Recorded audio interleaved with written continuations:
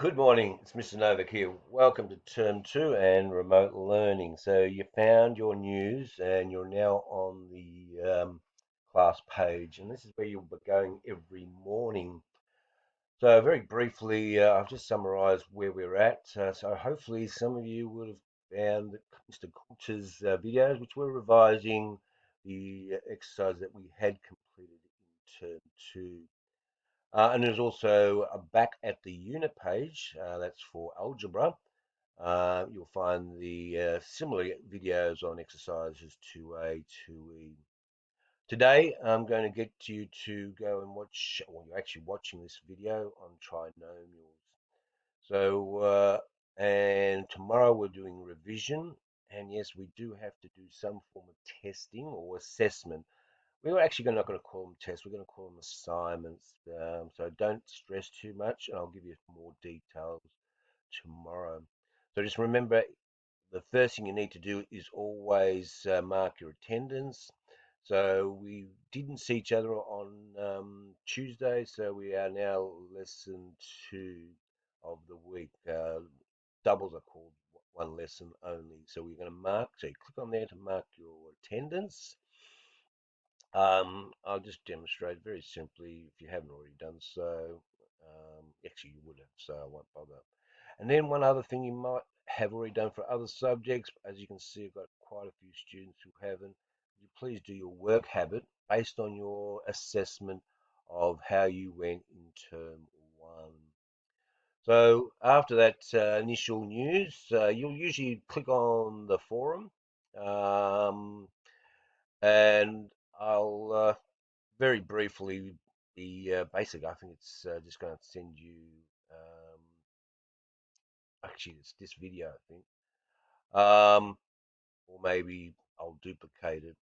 And then you're going to click on lesson 1, term 2. So remember, if you haven't done the revision lessons from Mr. Coulter, do so by following that link there. So once you get here, you'll have lesson 1 on exercise 2G, which is quadratic. And I did a quick review of that. Eventually, you'll see a YouTube here, and that's the thing that you'll be clicking to watch this particular video. And what I've done is I prepared a PowerPoint slideshow. Remember, you can stop this video at any time to look at the slideshow. So today, again, I'll briefly today mark your attendance, which you already should have done.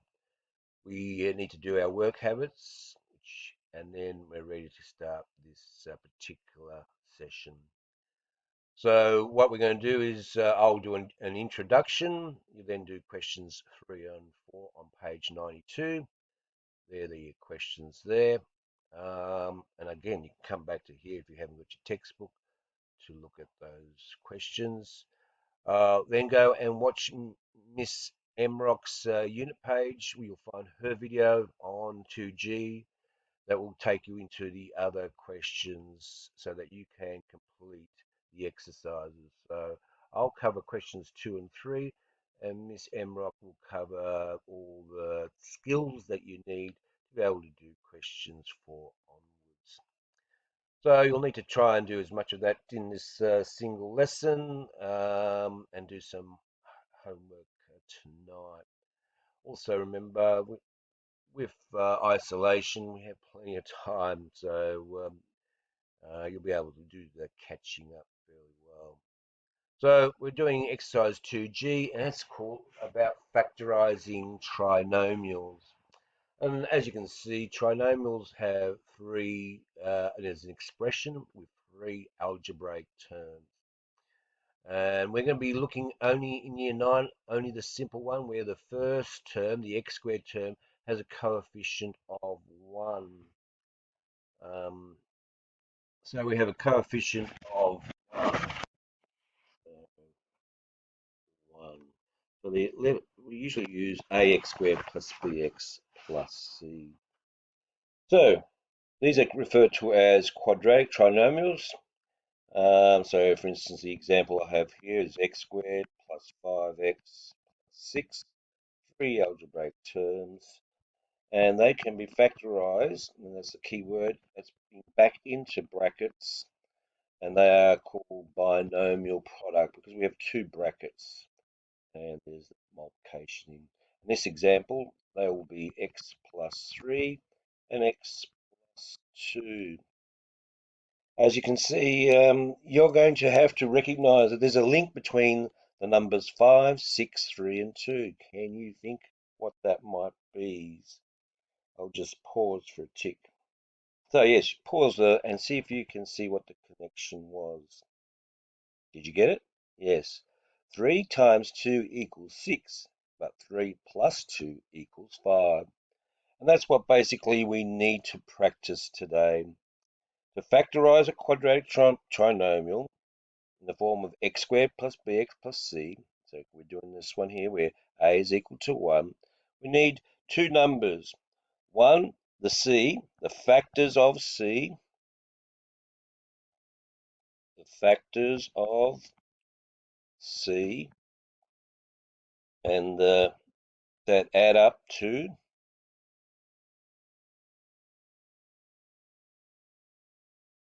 b. So there's the letters B and C. So in this example, we have B is equal to 5 and C is equal to 6. So can you think of the factors of C? Factors of 6 are 1 and 6, 2 and 3. And which one of those do add up to B, which in this case, B is 5. 1 plus 6 equals 7, and 2 plus 3 equals 5. So there's the numbers that we use, the 2 and the 3, and you can see that. Once you have done exercise questions 3 and 5, you'll be shown how to do the difference of perfect squares, as well as, and this will be in Miss Emrock's video, as well as taking out a common factor. Because sometimes you might have a thing that's 2x squared plus 4x plus 8. As you can see, 2 is a common factor, so we take out 2, we end up with x squared plus 2x plus 4, which is the one in front of the x squared. So let's do two examples. This is straight out of your textbook, as were those dot points. So we got the one that we just looked at, and I'm just going to show you how to set out. So remember, we need to recognize that the 5 is equal to b, and c is equal to 6. So we remember the factors of 6,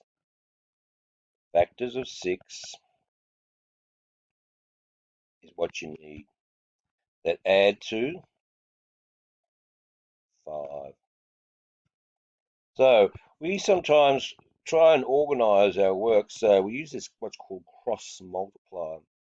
And what we end up doing is we have the x, which is x squared. We can split that up into x times x. And now we do the first thing, the factors of 6. So 6 is 1 times 6, or 2 times 3. Now, later on, you'll have to also consider the negatives, because negative 1 times negative 6 is also equal to positive 6. And then you need to add them up to see which one of these actually adds up to 5. So 1 plus 6 is 7, 2 plus 3 is 5, and minus 1 minus 6 is minus 7. So the one that we're interested in is the 2. So we have x plus 2 and x plus 3. And so we were able to factorize x plus 2, x plus 3. So there you are. The factors of 6, 2 and 3 add up to 5. So let's do one more. Pronoun can change. It doesn't have to be x. It can be a in this example. So what we need to do is we need to recognize that b is equal to 11 and c is equal to 18. Do a little cross. We know that the first term is a squared, just a times a. And now we need the factors of C, which is 18. And start with 1. 1 times 18. What's the next? 2. 2 times 9. 3. 3 times 6. Because they are positive, we could also do minus 1 times minus 18.